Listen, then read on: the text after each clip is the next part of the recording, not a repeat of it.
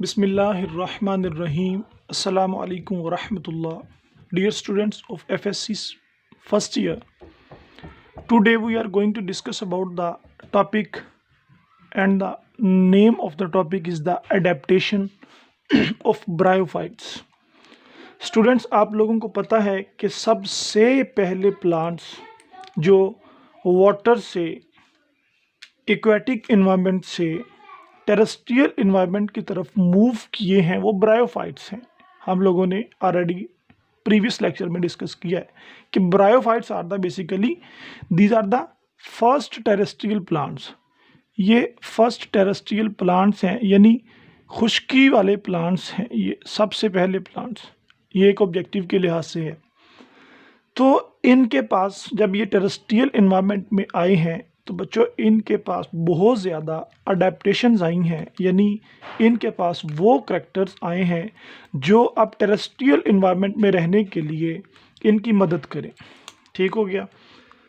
जैसे बच्चों फिशेस हैं, वो पानी में रहती हैं, उनके पास अडेप्टेशंस हैं कि वो गिल्स रखती हैं, वो फिन्स रखती हैं जिसकी मदद से वो सांस लेती हैं पानी में, जिसकी मदद से वो तैरती हैं। अगर उन्हीं फिशेस को उठाकर हम ज़मीन पर रखते हैं, टेरेस्ट्रियल प्लेस पर रख दें, तो वो मर जाएंगी।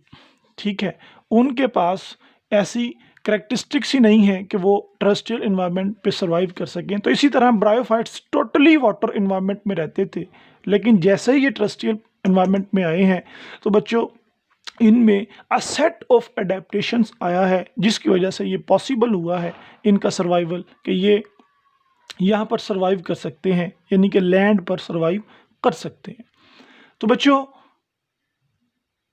हम स्टार्ट करते हैं अपने टॉपिक के नेम के साथ कि अडेप्टेशन। अडेप्टेशन क्या होती है बच्चों? अडेप्टेशन कोई भी ऐसा खसूसियत होती है, कोई भी ऐसा करैक्टर होता है जो हेल्प करे सर्वाइवल में, दैट हेल्प इन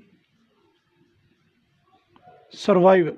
जो बच्चों वक्त गुजरने के साथ साथ जैसे माहौल चेंज हो रहा है, इस बदलते इन्वायरमेंट में सर्वाइवल में हेल्प आउट करे, उसको बोलते हैं अडेप्टेशन। और ये अडेप्टेशन एक हेरिटेबल करैक्टर होता है, यानी कि ये जेनेटिक मटेरियल प्रोड्यूस करता है। ये करैक्टर जो है जेनेटिक मटेरियल की मदद से प्रोड्यूस होता है। तो ब्रायोफाइट्स में कौन कौन सी अडेप्टेशन हैं? सबसे पहली अडेप्टेशन है कि it's a multi cellular plant body. बच्चों इससे पहला हमने जो किंगडम पढ़ा था एल्गी वाला, उसमें हमने पढ़ा था कि algae is the unicellular and algae is the ancestor of the plants. तो बच्चों ये पहले प्लांट्स जो ब्रायोफाइट्स थे, जिनके मेंबर्स मोसिस थे, ठीक है, ये भी मैं आपको ऐसे बात कर चुका हूँ, जिनके मेंबर्स क्या थे? मोसिस प्लांट्स थे। ये यूनिसेलुलर नहीं है बल्कि ये मल्टी सेल्यूलर हैं। तो सबसे पहली अडेप्टेशन है the multi cellular plant body. तो मल्टी सेलुलर प्लांट बॉडी में सबसे पहले इनके पास अडेप्टेशन आएगी for the conservation of water. सबसे पहले अडेप्टेशन क्या आएगी कि ये वाटर को किस तरह से कंजर्व करें। कंजर्वेशन होता है बचाना ऑफ वाटर, कि ये पानी को किस तरह से बचाएंगे। क्यों? क्योंकि बच्चों पहले ये पानी के इन्वायरमेंट में रहते थे, पानी का कोई मसला नहीं था इनको, लेकिन अब खुश्की की तरफ मूव किए हैं। अब इनको सबसे बड़ा मसला यही होगा कि खुश्की पर पानी की कमी होती है, तो इन्होंने पानी को कंजर्व करना है, यानी कि पानी को अपनी बॉडी से बाहर निकलने नहीं देना।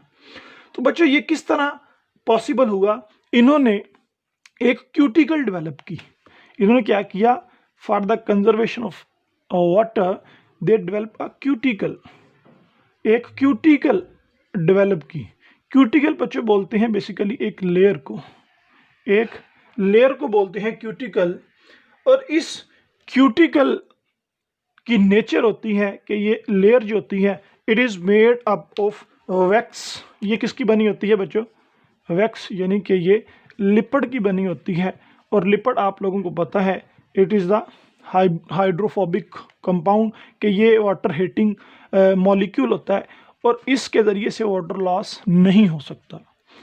तो सबसे पहली इनकी अडेप्टेशन ये है कि मल्टी सेलुलर प्लांट बॉडी ने कंजर्वेशन ऑफ वाटर के लिए क्यूटिकल को डेवलप किया है that prevent from the evaporation of water, जो एवेपोरेशन ऑफ वाटर होने से उसको बचाए। ये वैक्स की जो लेयर है ये क्या करती है? इट प्रिवेंट, ये प्रिवेंट करती है वाटर लॉस, ये वाटर लॉस को नहीं होने देती। दूसरे नंबर पर जो डेवलपमेंट है, एडेप्टेशन है, वो है डेवलपमेंट ऑफ फोटोसिंथेटिक टिश्यूज़, कि फोटोसिंथेटिक टिश्यूज़ की डेवलपमेंट हुई है। इससे पहले जो मेंबर्स थे बच्चों, उनमें ज़्यादा फोटोसिंथेटिक टिश्यूज़ प्रेजेंट थे, लेकिन उनमें जो बॉडी थी वो यूनिसेलुलर थी। ये मल्टी सेलुलर प्लांट बॉडी है, यानी कि ये बहुत ज़्यादा सेल्स पर बनी हुई है, बहुत ज़्यादा सेल्स पर बनी हुई है। ये प्लांट बॉडी जो मॉसिस हैं, ये मल्टी सेलुलर यानी कि बहुत ज़्यादा सेल्स से मिलकर ये प्लांट बॉडी बनी हुई है। तो इन्होंने फोटोसिंथेसिस के अमल को करना है, और फोटोसिंथेसिस के अमल को आपको पता है कि कार्बन डाइऑक्साइड और वाटर के बगैर नहीं किया जा सकता। वाटर प्लस CO2 ये ज़रूरी है। तो बच्चों ये किस तरह से अंदर आएगी कार्बन डाइऑक्साइड, किस तरह से वाटर की मदद से ये फोटोसिंथेसिस अमल करेंगे, क्योंकि इन्होंने तो अपने इर्द गिर्द जो है वो वैक्स की लेयर बना ली है। अब किस तरह से कार्बन डाइऑक्साइड इनके अंदर इंटर होगी, ये हमने देखना है। इनके पास बच्चों स्पेशल किस्म के चैम्बर्स होते हैं। क्या होते हैं? इनके पास स्पेशल किस्म के चैम्बर्स होते हैं जो इन्होंने बनाए होते हैं। फॉर एग्जांपल ये सेल है, मल्टी सेलुलर है, ये वाला हिस्सा है, इट्स अ बेसिकली चैम्बर, ये स्पेशल चैम्बर है। अगर चैम्बर का लफ्ज़ नया लगता है तो बच्चों आप कर लो, इट्स अ पोर।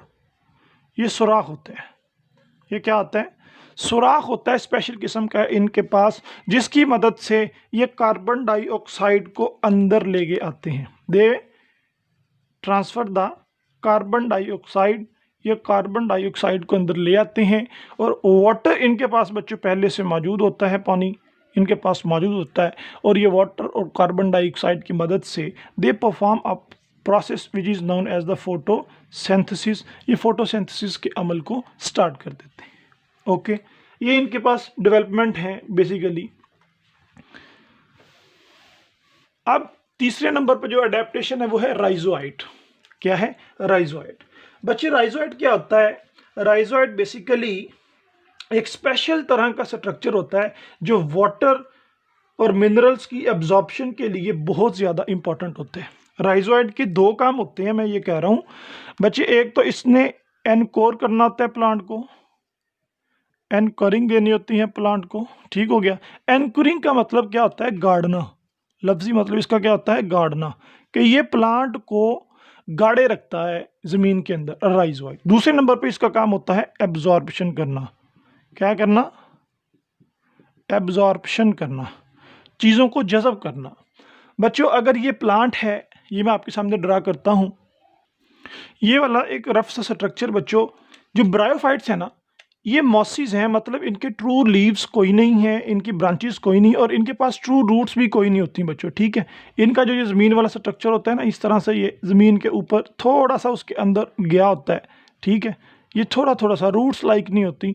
अब ये स्ट्रक्चर जो ज़मीन में इनको गाड़े रखता है बेसिकली, इट्स अ राइजोआइड, ये राइजोआइड कहलाता है।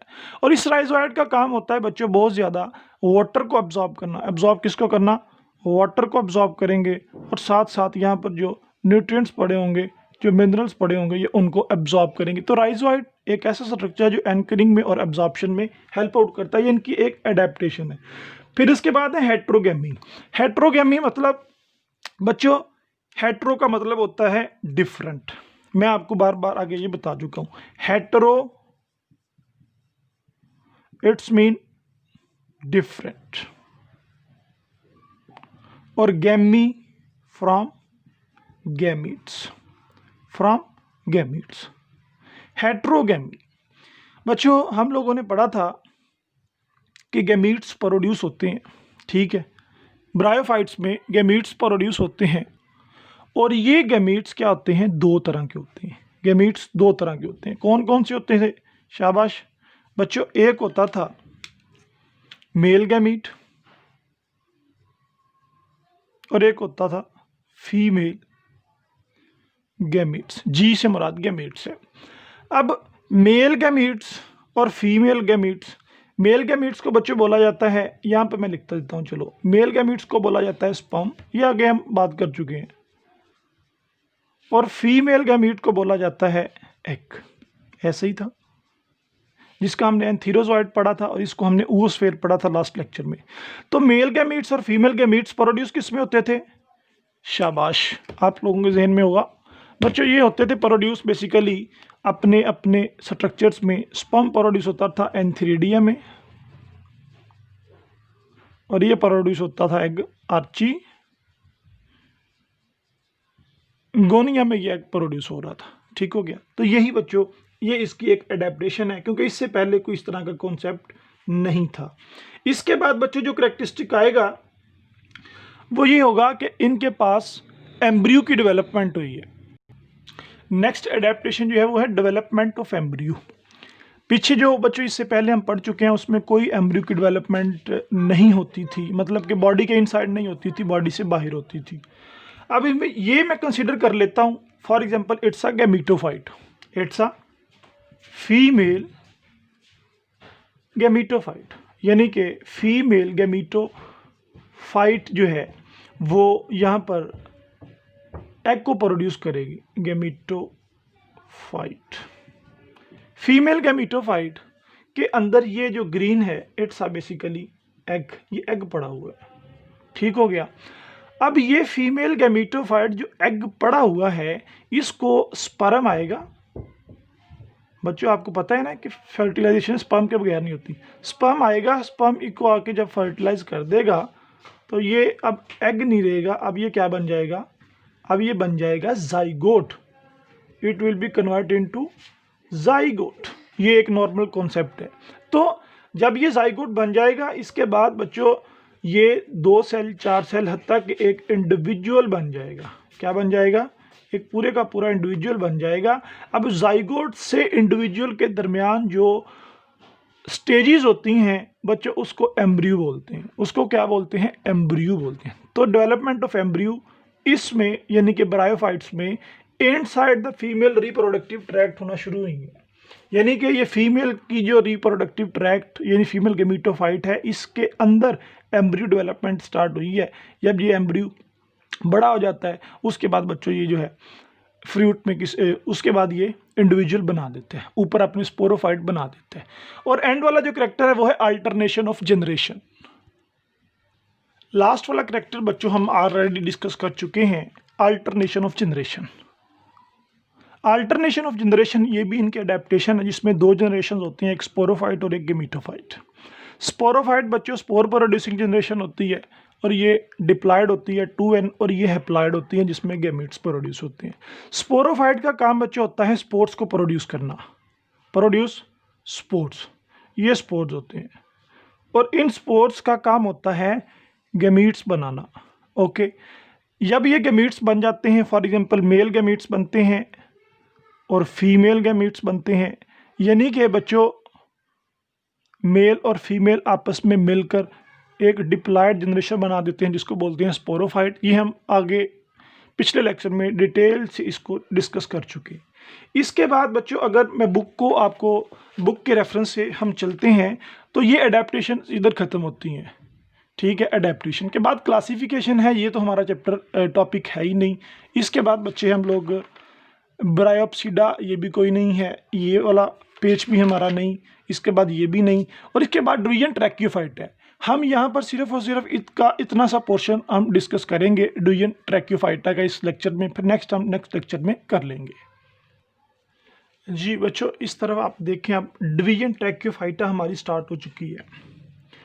डिवीजन ट्रैक्योफाइटा, इसके कुछ कैरेक्टरिस्टिक्स हैं जनरल्स। सबसे पहला कैरेक्टरिस्टिक है कि बच्चों इसमें मौजूद जो प्लांट्स हैं वो है वेस्कुलर प्लांट्स। कौन से हैं? These are the vascular plants. और जो ब्रायोफाइट्स से these are the non vascular plants. Vascular plants इनको क्यों बोला जाता है? क्योंकि बच्चों इनमें सेल्स होते हैं जो दिखने में वेसल्स लाइक होते हैं। इनमें सेल्स मौजूद होते हैं जो दिखने में बच्चों वेसल लाइक होते हैं। और वेसल बोलते हैं बच्चों एक रॉड लाइक जो स्ट्रक्चर होता है। ठीक है, इस तरह के इनमें सेल्स होते हैं। और इन सेल्स को नाम दिया जाता है जाइलम और फ्लोएम। तो जाइलम और फ्लोएम आप लोगों को पता है, फर्स्ट ईयर के स्टूडेंट्स हो, xylem for the water and phloem for the food. ये वाटर और फूड को लेते हैं थ्रू जाइलम एंड फ्लोएम, और इसलिए इनको बोलते हैं these are the vascular plants. उसके बाद बच्चों ये सक्सेसफुल ग्रुप्स हैं, क्यों? क्योंकि इनमें ऐसे प्लांट्स डेवलप हुए हैं जो फ्लावरिंग कर सकें, और इन फ्लावरिंग का एडवांटेज ये है कि इन फ्लावरिंग से बच्चों after fertilization fruits development start हो जाती है। क्या हो जाती है? फ्रूट डेवलपमेंट स्टार्ट हो जाती है, और फ्रूट्स के अंदर होते हैं सीड्स, और इस तरह से बहुत तेज़ी से एक प्लांट दूसरी जगह पर जाकर, एक प्लांट का सीड दूसरी जगह पर जाकर जर्मिनेट कर जाता है। तो जाइलम और फ्लोएम जब प्रोड्यूस हुए, इन जाइलम और इन फ्लोएम ने बच्चों क्या किया, इन्होंने कॉम्प्लेक्स कैरेक्टर्स बना दिए। वो कॉम्प्लेक्स कैरेक्टर्स जो हैं इनके कुछ वेजिटेटिव पार्ट को शो करते थे, वेजिटेटिव पार्ट को शो करते थे, और कुछ इनके रिप्रोडक्टिव पार्ट को शो करते थे। रिप्रोडक्टिव, ठीक है बच्चों, वही स्पोरोफाइट और गैमीटोफाइट वाली बात आ गई कि रिप्रोडक्टिव पार्ट गैमीटोफाइट और vegetative part is the sporophyte. तो जाइलम और फ्लोएम की वजह से ज़रा अच्छी तरह से प्रोमिनेंट होने लगे। और ये जो जाइलम और फ्लोएम की मौजूदगी है, इन्होंने बच्चों ये काम किया कि इन्होंने फ्लावरिंग प्लांट्स को, यानी कि सीडिंग प्लांट्स को जर्मिनेट होने का मौका दिया। अब यही वजह है कि अगर यूनिवर्स में, यानी कि हमारी लैंड पर देखा जाए, 100% अगर देखा जाए तो 100% में से बच्चों 90% प्लांट्स जो हैं, या मोर देन 90% प्लांट्स जो हैं, वो वेस्कुलर प्लांट्स हमें नज़र आएंगे। ठीक है, तो ये इनकी एक बहुत बड़ी सक्सेस है। This is the success of the plant. तो बच्चों अब ये कुछ कैरेक्टरिस्टिक्स हैं इनमें, जैसे मैं ये कह रहा हूँ कि predominant flora on land वो फ्लावरिंग प्लांट्स हैं due to the xylem and phloem. तो इनमें क्या खासियत आ गई जाइलम और फ्लोएम की वजह से? सबसे पहले तो ये कि इनमें ट्रू रूट, ट्रू स्टेम और ट्रू लीव्स आ गए। ठीक है बच्चों, पहले जो मॉसिस थे उनमें true stems, true leaves, true shoots, roots नहीं थी। तो वेस्कुलर सिस्टम की वजह से इनमें स्टेम, रूट्स और लीव्स आए। तो जो ब्रायोफाइट्स थे उनमें जो स्पोरेंजिया थी, यानी जिसमें स्पोर्स प्रोड्यूस होते थे, वो बिल्कुल प्रोटेक्टेड नहीं थी, और उनमें कोई सीड भी नहीं था। इसमें स्पोरेंजिया प्रोटेक्टेड भी हुई है और सीड की एवोल्यूशन भी हुई है, जिस तरह मैं आपको दिखाता हूँ। बच्चों ये है ब्रायोफाइट्स। ब्रायोफाइट्स में क्या था? ब्रायोफाइट्स में उस प्लांट के ऊपर एक ट्यूब थी और डायरेक्टरी से स्पोरेंजिया लगी हुई थी। इसके अंदर प्रोड्यूस होते थे स्पोर्स। ठीक है, और फिर क्या होता था कि ये स्पोर्स बाहर आते थे, और बाहर आकर इन्वायरमेंट में, बाहर से मुराद ये डायरेक्ट आ जाते थे इन्वायरमेंट में। तो इन्वायरमेंट आपको पता है हार्श होता है, बाज़ दफ़ा इनके सर्वाइवल के चांसेस भी कम हो जाते थे। तो इनमें यानी कि लेस प्रोटेक्शन थी, या यूं कह लें कि प्रोटेक्शन तो है ही नहीं थी, लेस प्रोटेक्शन थी या प्रोटेक्शन है ही नहीं थी। और ट्रैकियोफाइट्स में क्या होता है? ट्रैकियोफाइट्स में ये फीमेल की बच्चों बॉडी होती है। ठीक है, जैसे मैंने आगे भी आपको ड्रा करके दिखाई थी, ये फीमेल रिप्रोडक्टिव ट्रैक्ट होता है, और फीमेल रिप्रोडक्टिव के ट्रैक्ट के अंदर ही स्पोर्स बनते हैं। फीमेल रिप्रोडक्टिव ट्रैक्ट के अंदर ही स्पोर्स बनते हैं, और ये स्पोर्स जो हैं इस गैमीटोफाइट के ज़रिए से, इस गैमीटोफाइट के ज़रिए से ये क्या आते हैं? प्रोटेक्टेड होते हैं। ये बाहर नहीं आते, इसके अंदर ही रहते हैं, प्रोटेक्टेड होते हैं। और इधर नो सीड फॉर्मेशन, बच्चों कोई भी सीड नहीं बनता था।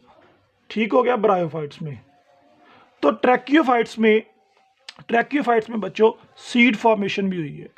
सीड फॉर्मेशन, इसमें सीड फॉर्मेशन हुई है, यानी ये जो स्पोर्स होते हैं ना, जब बच्चों आगे स्पर्म इनको फर्टिलाइज कर देते हैं तो ये एक सीड में बदल जाते हैं। ये हम बड़ी डिटेल से देखने वाले हैं। उसके बाद है बच्चों पोलन ट्यूब, जो 4 नंबर पर, pollen tube for safe and water independent transmission of male gametes to the female gametes.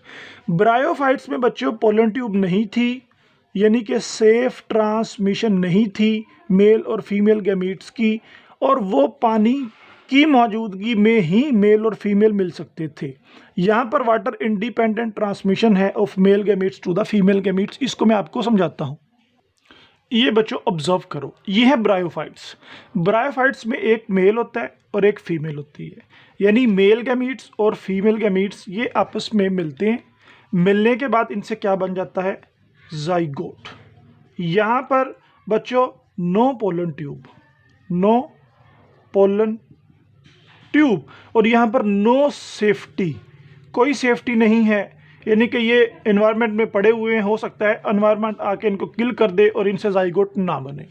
लेकिन ट्रैकियोफाइट में क्या है?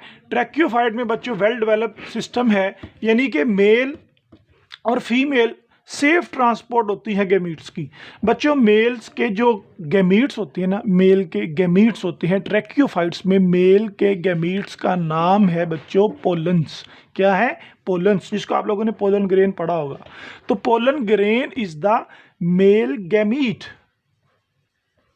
Pollen grain is the male gametes, ये मेल गैमीट्स कहते हैं, और ये एक आउटर कवरिंग से बच्चों प्रोटेक्ट होते हैं। अब होगा क्या कि ये पोलन 1 2 3 4, ये एक पोलन निकलेगा और एक पोलन निकल के आके फीमेल के ऊपर अटैच हो जाएगा, फीमेल के ऊपर अटैच हो जाएगा। अब ये फीमेल के जो रिप्रोडक्टिव पार्ट है ट्रैकियोफाइट्स में, उसके 3 हिस्से हैं, यानी जो फ्लावरिंग प्लांट्स हैं बच्चों उसमें 3 हिस्से होते हैं फीमेल रिप्रोडक्टिव पार्ट के। सबसे ऊपर वाला हिस्सा जो इस तरह यू शेप का लगता है, जिस पर आके मेल गैमीट यानी पोलन ग्रेन्स लगता है, उसको बोलते हैं स्टिग्मा। उसके नीचे जो लाइन होती है ट्यूब, उसको बोलते हैं स्टाइल, और नीचे जिसमें एग पड़ा होता है उसको बोलते हैं ओवेरी, यानी ये वाला जो है ये एग है। तो बच्चों जैसे ही पोलन ग्रेन यानी मेल का मीट आकर फीमेल के स्टाइल के ऊपर, फीमेल के स्टिग्मा के ऊपर अटैच होता है, तो ये एक ट्यूब बनाना शुरू कर देता है, ये एक ट्यूब बनाना शुरू कर देता है जो एग तक पहुंच जाती है। ये एक ट्यूब बनाना शुरू कर देता है, ये एग तक पहुंच गई, और उसके बाद ये मूव करना शुरू करता है, नीचे की तरफ ये मूव करना शुरू करता है, डाउनवर्ड मूव करते करते आखिरकार ये यहाँ पर पहुँच जाता है, और ये इस एग को फर्टिलाइज कर देता है, इस एग को फर्टिलाइज कर देता है। और अब ये एग जब फर्टिलाइज हो जाता है बच्चे, फर्टिलाइज एग को बोला जाता है सीड। क्या बोला जाता है? Fertilized ovule is called seed. तो इस तरह से वो कह रहे हैं कि इसमें बिल्कुल सेफ ट्रांसमिशन होती है गैमीट्स की, किसमें? ट्रैकियोफाइट्स में, जबकि इधर कोई सेफ्टी मौजूद नहीं।